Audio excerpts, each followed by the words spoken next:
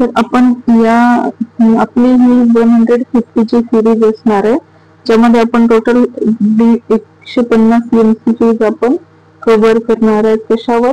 BMW. म्हणजे exam मध्ये कोणताही क्वेश्चन आला BMW चा तो आपल्या सिरीज मधलाच असला पाहिजे. असे आपण 150 MCQs काढलेले. पहा काय म्हणते फर्स्ट MCQ पहा. Biomedical waste refers to. हे पहिले जे क्वेश्चन असतील ते त्याच्या बायोमेडिकल वेस्टच्या बेसिक वर असतील. ठीक आहे.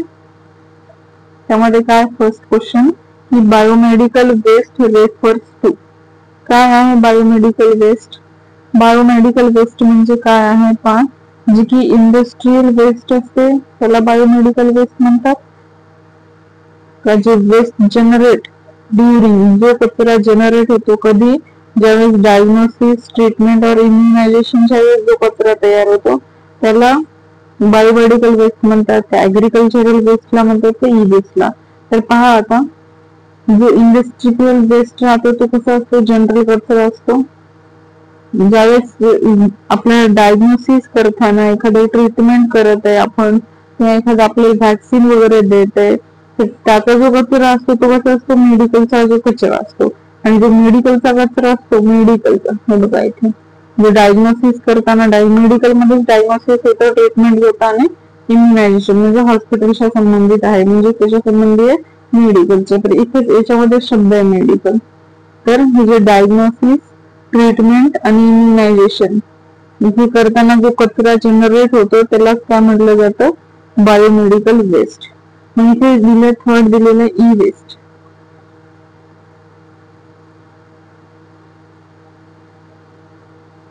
तर इथे थर्ड दिलेलं आहे ई वेस्ट. ई वेस्ट म्हणजे काय आहे ना?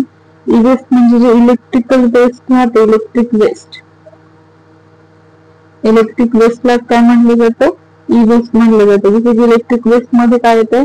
इलेक्ट्रिक वेस्ट मध्ये जसे की मोबाईल, लॅपटॉप काय इलेक्ट्रिकल वेस्ट मध्ये येतात. ऍग्रिकल्चर वेस्ट म्हणजे जे की आपल्या शेताशी संबंधित आहे ते ऍग्रिकल्चर वेस्ट मध्ये येतात. तर या क्वेश्चनचं आन्सर असणार ऑप्शन बी, म्हणजे कचरा डायग्नोसिस, ट्रीटमेंट आणि इम्युनायझेशन म्हणजे एखादी वॅक्सिन वगैरे असते देताना जो कचरा आपल्याला जनरेट होतो त्याला बायोमेडिकल वेस्ट असं म्हणतात. क्वेश्चन नंबर सेकंड पहा.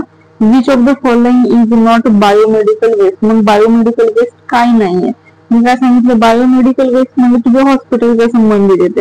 ह्युमन टिश्यू कुणाच्या संबंधी आहे? हॉस्पिटलच्या आहे. हो.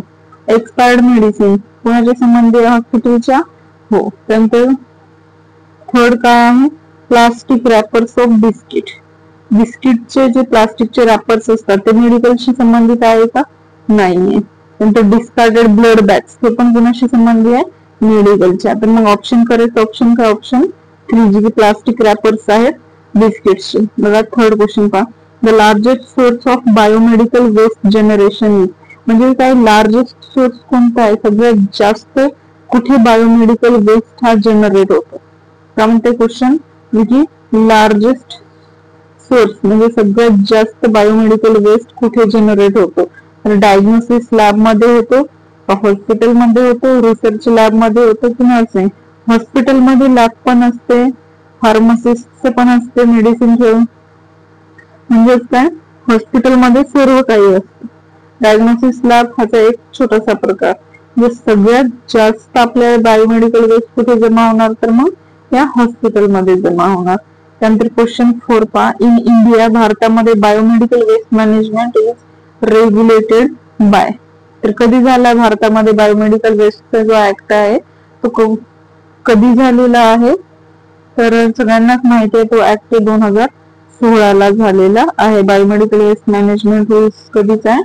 2016. Option D correct. त्यानंतर पहा काय क्वेश्चन आहे. How many categories of biomedical waste. Biomedical वेस्टच्या किती कॅटेगरीज आहेत? आपल्याला सगळ्यांना माहिती आहे. किती आहेत? तर कोणती पण जी की 4 ज्या पिशव्या असतात त्याच्यामध्ये एक राहते ब्ल्यू कलरची, एक राहते रेड कलरची, एक राहते येल्लो कलरची. Blue, red, yellow. कोणती राहिली मग तिसरी? ब्लॅक. या 4 पन्न्या काय BMW साठी, स्पेशल BMW साठी आहेत. किती? 4. कोणत्या सांगितल्या मी?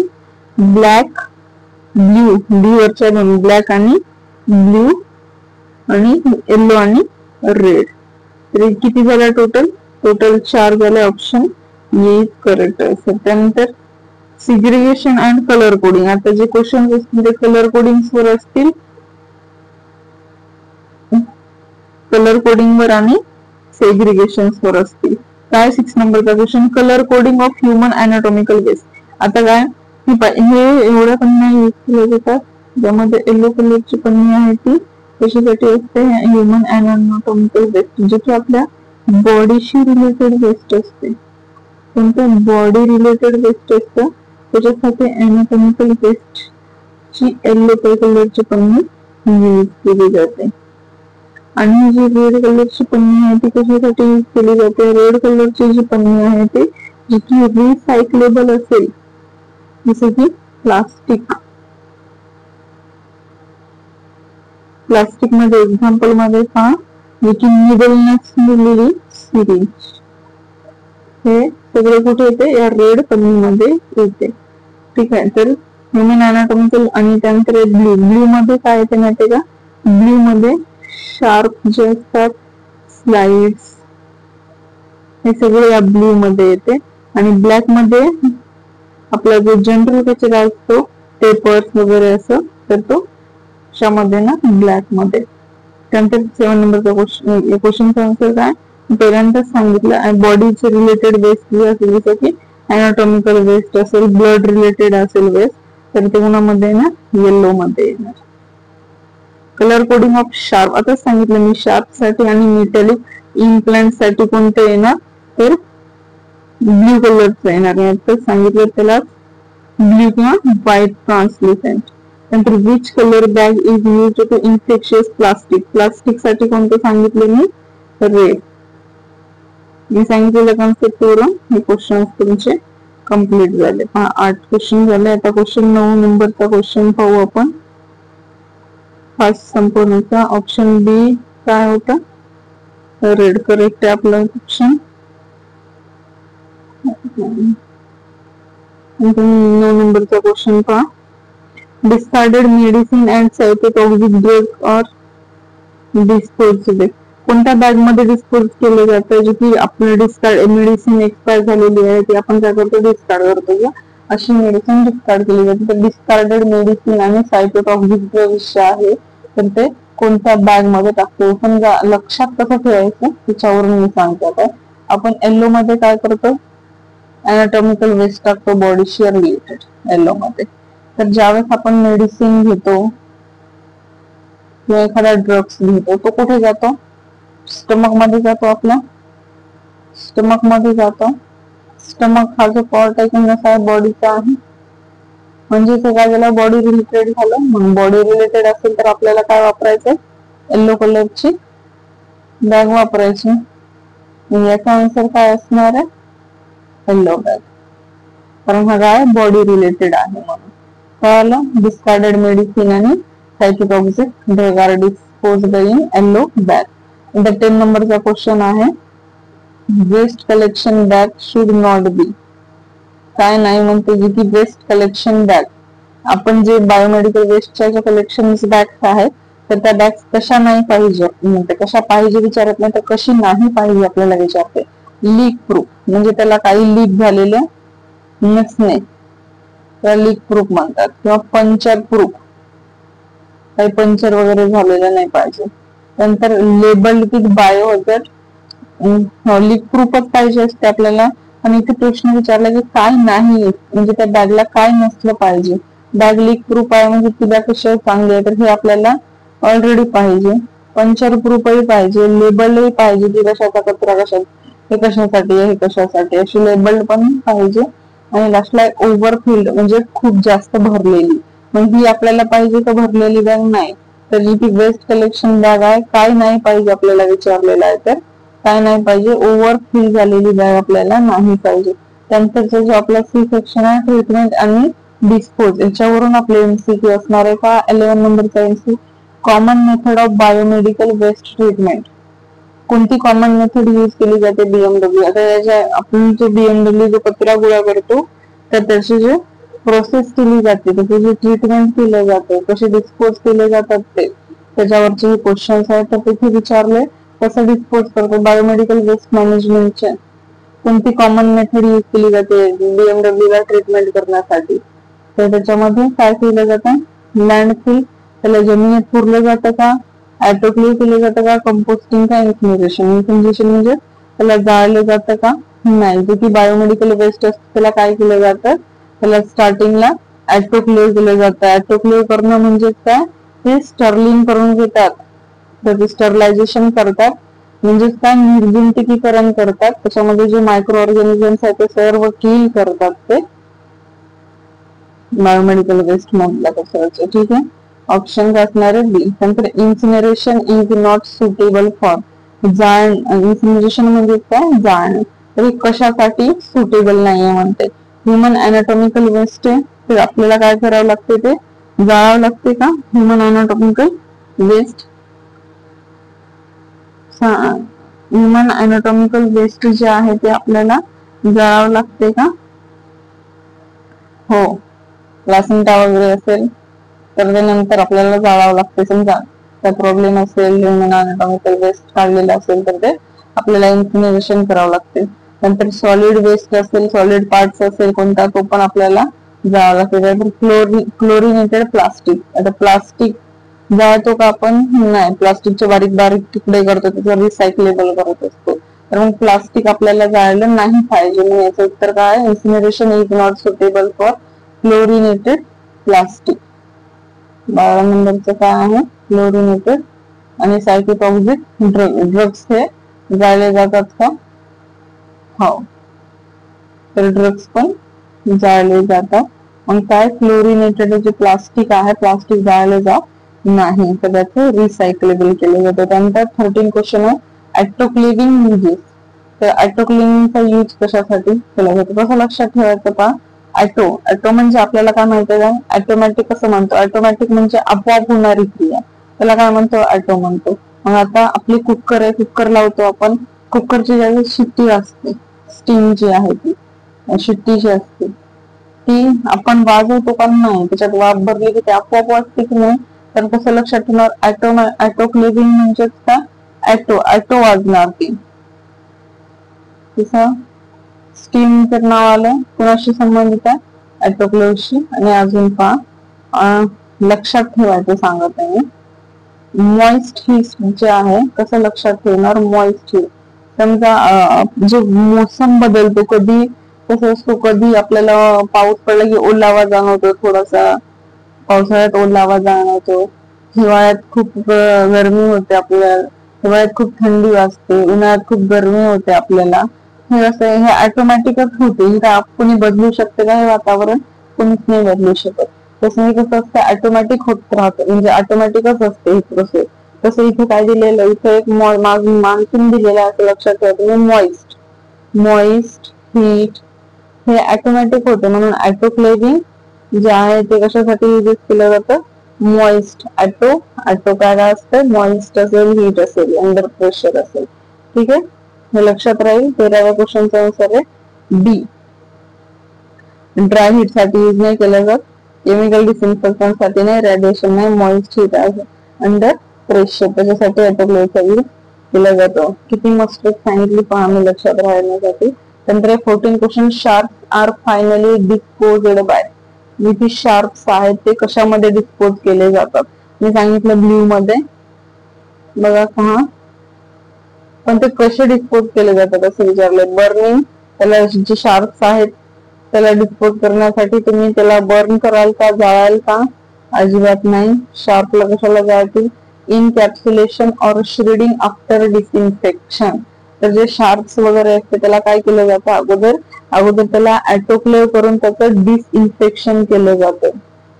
ऑटोक्लेव्ह केलं जातं आणि ऑटोक्लेव्ह करून त्याचं पूर्ण डिसइन्फेक्शन केलं जातं आणि त्याच्यानंतर त्याचे बारीक बारीक बारीक बारीक असे काप केले जातात, श्रेडिंग केली जाते. कोणाची? शार्प्सची. नंतर त्याला जाळलं जात नाही किंवा त्याला डंप केलं जात नाही. ठीक आहे, करेक्ट ऑप्शन इज ऑप्शन नंतर liquid biomedical waste is treated by. Solid part असेल तर काही आपण ट्रीटमेंट दिलं असतं, पण लिक्विड साठी आपल्याला काय करावं लागते, गॅस यूज करावं लागते का. तर पहा काय, तर liquid biomedical waste is treated by. Liquid साठी आपण ब्युरियल त्याला जाळतो का, त्याला ऑटोक्लेव करतो का. लिक्विड पार्ट साठी ब्युरियल, तर त्याच्यासाठी आपल्याला लिक्विड साठी क्लोरिनेशन यूज केलं जातं तिथे ट्रीटमेंट करण्यासाठी. नंतर पहा लीगल अँड ऍडमिनिस्ट्रेटिव्ह अस्पेक्ट्स, याच्यावरून हे आपले क्वेश्चन राहतील. लीगल अँड ऍडमिनिस्ट्रेटिव्ह अस्पेक्ट्स वरून, जो आपला BMW रूल्स आहे 2016चा, वेअर एम्बेडेड लास्टिंग. कधी 2016च्या ज्यावेळेस रूल्स झाला त्यानंतर त्याच्यामध्ये नंतर कधी सुधारणा झाली, म्हणजे नंतर कधी तो जो रूल्स BMWचा तो करण्यात आला. तर याचा करेक्ट आन्सर आहे, कसं लक्षात ठेवणार आहे बघा. हे काय 6 आहे. आता काय झालं, 2019. कसं लक्षात ठेवलंय हे बघा, हे 6 असं 6 ला असं 9 करा, लक्षात रॉंग आहे. त्यानंतर बघा 17 क्वेश्चन काय म्हणते, the symbol used for biohazards is of colour. कोणता सिम्बॉल जो आहे बायोहझार्ड्सचा तो कोणत्या कलर मध्ये यूज केला जातो, सिम्बॉल जो आहे बायोहझार्ड्सचा. तर तुम्ही खूप ठिकाणी बघितलं असेल, तर हे असे आणि असं काहीतरी सिम्बॉल असते इकडे इंग्लिश करून, तर तो ब्लॅक मध्ये आणि येलो कलरच्या बॅकग्राऊंड मध्ये असतो. हा ब्लॅक कलरची मी पाहिलं होतं, एक ब्लॅक कलरची अशी पन्नी होती, त्या पन्नीवर हा येलो कलरची पन्नी होती, त्या पण ब्लॅक कलरचा असा मार्क होता, त्याच्यावर डेंजर म्हणून लिहिलेलं असते कशावर तरी. तर हा सिम्बॉल हा यूज केला जातो बायोहझार्ड्स कलर्स बॅगवर, ब्लॅक ऑन येलो बॅकग्राऊंड मध्ये लिहिलं जातं. त्यानंतर 18 question, record of biomedical waste should be maintained for. BMW record आहे ते किती वर्षापर्यंत आपण मेंटेन करून ठेवतो BMW रेकॉर्ड. तर पहा फर्स्ट ऑप्शन आहे 1 इयर, सेकंड आहे 3 इयर, 5 इयर आणि 7 इयर. तर BMW चे जे रेकॉर्ड्स असतात, शब्द किती आहेत, BMW 3 शब्द आहेत, तर त्याचा रेकॉर्ड पण आपण 3 वर्ष ठेवतो. लक्षात राहिलं, बायोमेडिकल वेस्टचे जे रेकॉर्ड आहे ते किती वर्ष पण ठेवतो पण कशाचं, BMW चे किती 1 2 3, तर 3 वर्षच आपण याचे रेकॉर्ड चांगलं ठेवावं लागते आपल्याला. नंतर who is responsible for biomedical waste segregation at a source. तर कोण रिस्पॉन्सिबल आहे या बायोमेडिकल वेस्ट साठी, तर जो की हेल्थ केअर फॅकल्टीचा जो स्टाफ आहे तो रिस्पॉन्सिबल आहे याचं सिग्रिगेशन साठी, प्रत्येक त्याच्या सोर्स साठी. म्युनिसिपल कॉर्पोरेशन कडे आहे का नाही, की हेल्थ केअर फॅकल्टी आहे, वेस्ट कलेक्शन एजन्सी नाही, स्टेट पोल्युशन कंट्रोल नाही. बायोमेडिकल वेस्ट सिग्रिगेशन साठी ऍट अ सोर्स कोण आहे जबाबदार, हेल्थ केअर फॅसिलिटी स्टाफ. नंतर 20 नंबरचा क्वेश्चन आहे, immunisation of health care worker BMW includes. तर आता जे BMW बायोमेडिकल वेस्ट मॅनेजमेंट मध्ये जे काम करतात, जे हेल्थ वर्कर्स आहेत, तर त्यांना कोणते व्हॅक्सिन दिली जाते, त्यांना टायफॉइड आणि मलेरियाची व्हॅक्सिन देतात का, नाही. कोलेराची पण नाही देत, HIV TB ची पण नाही देत. त्यांना हेपॅटायटिस B आणि टिटॅनस, म्हणजे समजा कचरा गोळा करताना वगैरे त्यांना सिरीज वगैरे लागली, निडल प्रिक झाली, तर त्याच्यासाठी हेपॅटायटिस B आणि टिटॅनसच्या वॅक्सिन इम्युनायझेशन जे आहे ते दिलं जातं, ऑप्शन B. त्यानंतर microbiology and biotechnology waste is treated bye.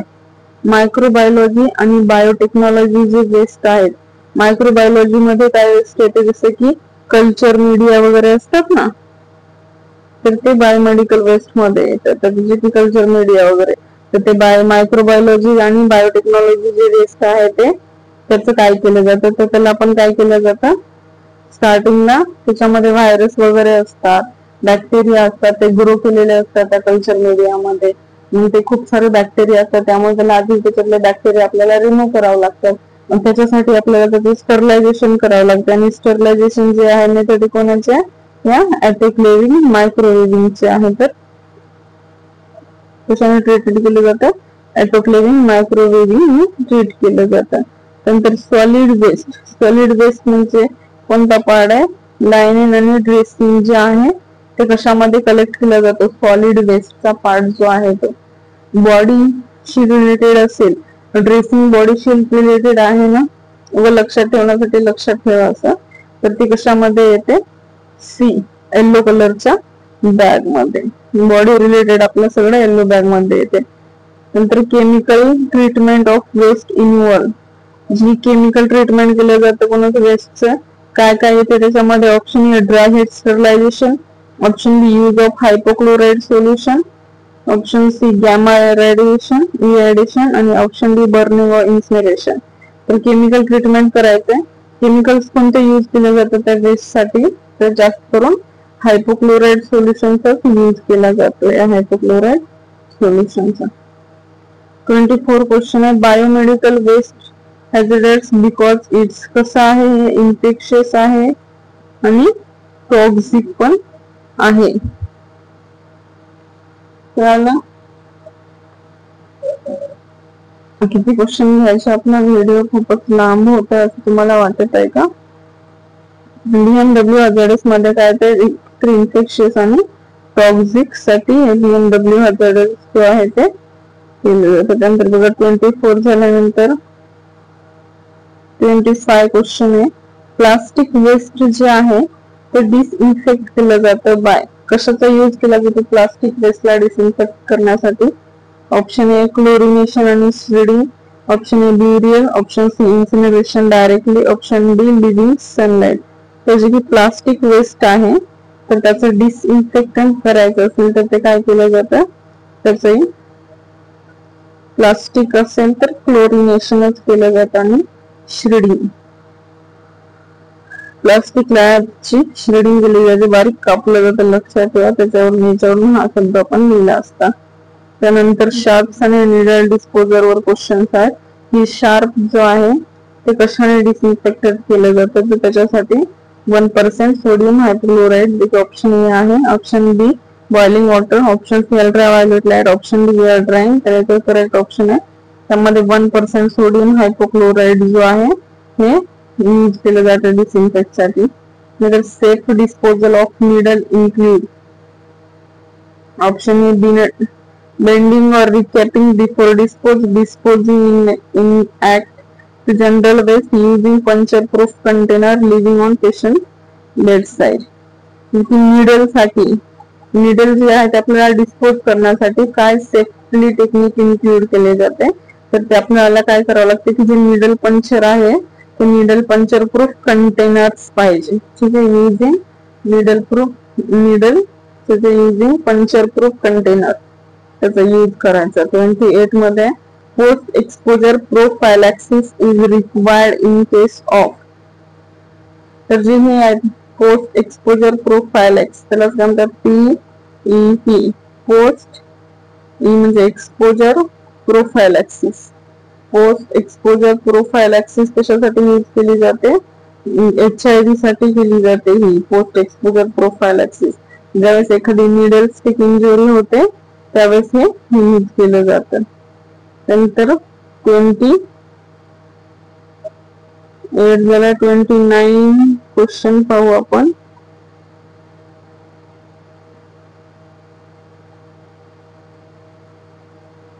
काय 29 चा क्वेश्चन?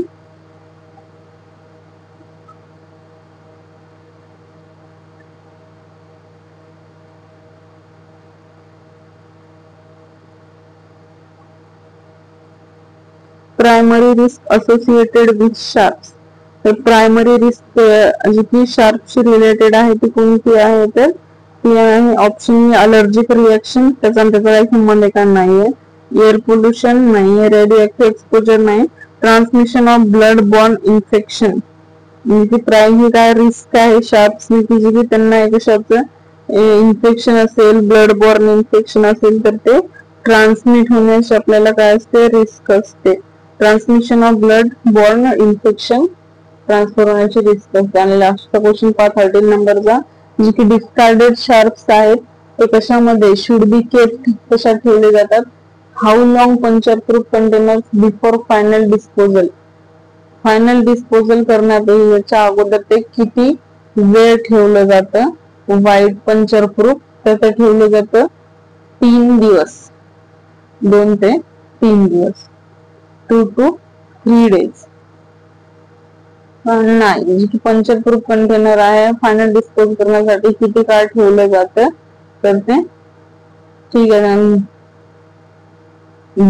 फक्त 2 डेज ठेवलं जातं. ते 2 डेज ठेवलं जातं. 2 डेजच्या वर जे की पंचर प्रूफ कंटेनर आहे ते डिस्पोज केलं जातं. फक्त 2 hours साठी ते नाही, फक्त 2 डेज साठी ते यूज केलं जातं. त्यानंतर occupational hazards found. Most common occupational disease कोणता आहे BMW एक्सपोजरचा. तर सगळ्यात कॉमन जो आहे तो हेपॅटायटिस बी आहे, जो की डेंजर पण आहे. आणि 32 क्वेश्चन आहे immediate action after needle stick injury. आपल्याला नीडल स्टिक झाले तर आपले डायरेक्ट इमिडिएट ऍक्शन काय असणार आहे. अप्लाय टॉर्निकेट. टॉर्निकेट अप्लाय करून काय फायदाच नाही नीडल स्टिक झाल्यावर. Won't and bandage type. Bandage लावून पण काय फायदा आहे का नाहीये. Wash with soap and water. पाण्याने आणि साबणाने स्वच्छ धुणे नीडल स्टिक झाल्यावर. आपण कुत्रा जरी चावला तरी त्याला आधी स्वच्छ पाण्याने धुवून घ्यायचं. तसं नीडल स्टिक जरी झाली तरी ती स्वच्छ पाण्याने काय करायची धुवून घ्यायची. हे पहा आपले 32 क्वेश्चन पाहिले आपण. 32 क्वेश्चन पाहिले आपण कशावर BMW या चॅप्टर. 32 MCQ आपले कम्प्लीट झाले. आपल्याला टोटल किती करायचे 150 MCQ कम्प्लीट करायचे आहेत. तर प्लीज पहा, आवडत असेल लाईक सबस्क्राईब आणि शेअर करा चॅनलला. थँक्यू. जय हिंद.